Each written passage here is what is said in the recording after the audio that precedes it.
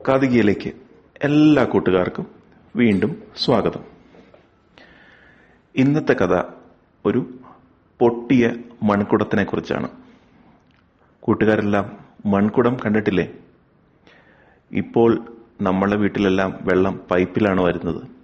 ഇപ്പോഴും നമ്മുടെ നാട്ടിൽ ചിലയിടത്തും ഇന്ത്യയിൽ മിക്കയിടത്തും വെള്ളം മൺകുടങ്ങളിലാണ് കൊണ്ടുപോകുന്നത്. ദൂരെയിടങ്ങളിൽ പോയി കിണറിൽ നിന്ന് വെള്ളം കോരി കുടത്തിലാക്കി വീട്ടിലേക്ക് കൊണ്ടുപോകും. എല്ലാ വീട്ടിലും ഒരു പൈപ്പ് ഉണ്ടാകണമെന്ന് നിർബന്ധമില്ല. അങ്ങനെ ഒരു മൺകുടത്തിന്റെ കഥയാണ് ഇന്ന് കാതികയിൽ. പക്ഷെ ഇതൊരു പൊട്ടിയ മൺകുടമാണ് എന്ന് മാത്രം. നമുക്ക് കഥ കേൾക്കാം. ഒരിടത്ത് ഒരു വേലക്കാരനുണ്ടായിരുന്നു. അയാളുടെ ജോലിയുടെ ഭാഗമായി എന്നും അയാൾക്ക് 2 കുടം വെള്ളം കോരി അയാളുടെ യജമാനന്റെ വീട്ടിൽ എത്തിക്കണമായിരുന്നു. കിണറും യജമാനന്റെ വീടും തമ്മിൽ കുറച്ച് ദൂരമുണ്ടായിരുന്നു. അയാൾ എന്നും വെള്ളം കോരി 2 കുടത്തിൽ നിറച്ച് അത് 2 കൈകളിലാക്കി എന്നും യജമാനന്റെ അടുത്ത് കൊണ്ടുകൊടുക്കും. അതിൽ ഒരു മൺകുടം പൊട്ടിയതായിരുന്നു. പൊട്ടിയ മൺകുടത്തിൽ എന്തു പറ്റും? കുറച്ചായി വെള്ളം വീണുകൊണ്ടേയിരിക്കും. മറ്റേ മൺകുടത്തിന് കുഴപ്പവുമില്ലായിരുന്നു. എന്നും വെള്ളം കോരി 2 കുടവുമായി അയാൾ ഒരു പാടത്തിലൂടെയാണ് നടന്നു പോയിക്കൊണ്ടിരുന്നത്. വെള്ളവുമായി യജമാന്റെ അടുത്ത് ചെല്ലുമ്പോൾ പൊട്ടിയ കുടത്തിൽ പകുതി വെള്ളമേ ഉണ്ടാവുകയുള്ളൂ. മറ്റേ കുടത്തിലാണെങ്കിൽ നിറച്ച് വെള്ളവും ഉണ്ടാവും. ഇങ്ങനെ എന്നും വെള്ളം കൊണ്ടുപോകാൻ തുടങ്ങി. ഈ ജോലി അയാൾ എന്നും ചെയ്തുകൊണ്ടിരുന്നു. മാസങ്ങൾ കഴിഞ്ഞു, കൊല്ലങ്ങൾ കഴിഞ്ഞു. പൊട്ടിയ കുടത്തിന് വളരെ വിഷമമായിരുന്നു. തന്നിൽ ഒഴിക്കുന്ന വെള്ളം മുഴുവനും തനിക്ക് ലക്ഷ്യസ്ഥലത്ത് എത്തിക്കാൻ പറ്റുന്നില്ല. അതായത് കിണറ്റിൽ നിന്ന് വെള്ളം കോരി കുടത്തിലേക്ക് ഒഴിച്ചിട്ട് വെള്ളം മുഴുവനും എത്തിക്കേണ്ട സ്ഥലത്തെത്തുമ്പോൾ നിറഞ്ഞുണ്ടാകുന്നില്ല എന്ന് പൊട്ടിയ കുടത്തിന് വിഷമമായിരുന്നു. ഒരിക്കൽ ആ പൊട്ടിയ കുടം ആ വൃദ്ധനോട് പറഞ്ഞു, എനിക്ക് വളരെ വിഷമമാകുന്നു.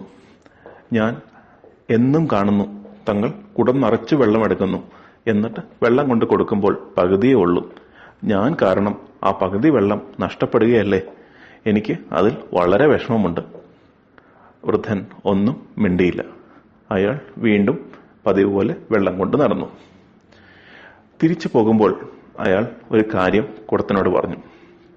നമ്മൾ വരമ്പിലൂടെ നോക്കുമ്പോൾ നീ വരമ്പിന്റെ 2 വശത്തേക്ക് നോക്കുക. എത്ര മനോഹരമായ പൂക്കളാണ് ഒരു വശത്ത് നിൽക്കുന്നത്.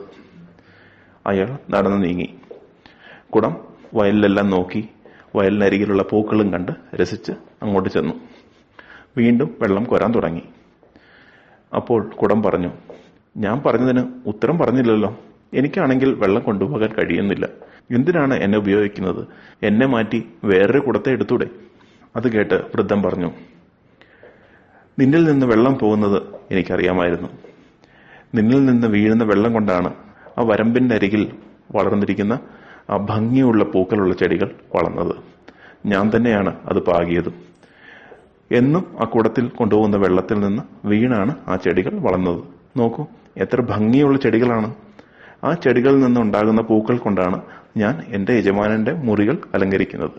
അത് കേട്ടപ്പോൾ പൊട്ടിയ കുടം ഒന്നും മിണ്ടിയില്ല. കൂട്ടുകാർക്ക് ഈ പൊട്ടിയ കുടത്തിന്റെ കഥയിൽ നിന്ന് എന്താണ് മനസ്സിലായത്? ഒരിക്കലും നമ്മൾ മറ്റുള്ളവരുമായി താരതമ്യപ്പെടുത്താതിരിക്കുക. അതായത് ഒരിക്കലും മറ്റവരുമായി കമ്പയർ ചെയ്യാതിരിക്കുക. നമ്മളിൽ ഉണ്ടാകുന്ന ഓരോ ഗുണങ്ങളോ കുറവുകളോ അതാണ് നമ്മളെ മറ്റവരിൽ നിന്നും വ്യത്യസ്തമാക്കുന്നത്.